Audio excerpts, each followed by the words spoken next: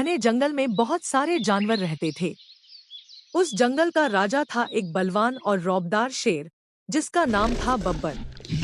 बब्बर को अपनी ताकत पर बहुत घमंड था। वह रोज किसी न किसी जानवर को डराकर मजा लेता।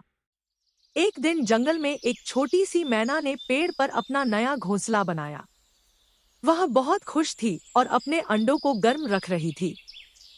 तभी बब्बर शेर वहां आया और हंसते हुए बोला, तुम जैसी छोटी चिड़िया का क्या काम इस जंगल में?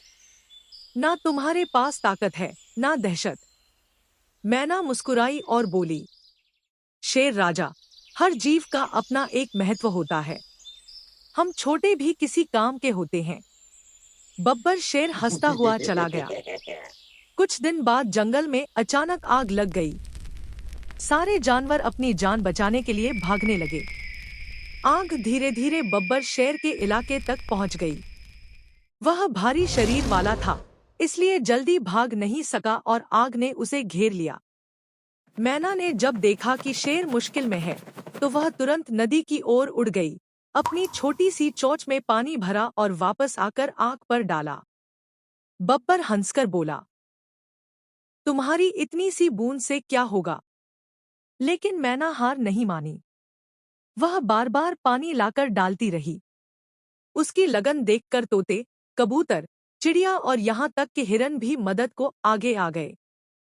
सबने मिलकर आग बुझा दी और बब्बर को बचा लिया। अब शेर को अपनी गलती का एहसास हुआ। वह सबके सामने शर्मिंदा हुआ और बोला, आज मैंने सीखा कि कोई छोटा नहीं होता। अगर तुम सब ना होते तो मैं आज जिंदा न होता। उस दिन के बाद बब्बर शेर सभी जानवरों के साथ प्यार और इज्जत से रहने लगा। जंगल में फिर से शांति और खुशी लौट आई। सीख, किसी को छोटा या कमजोर मत समझो। हर किसी की अपनी अहमियत होती है।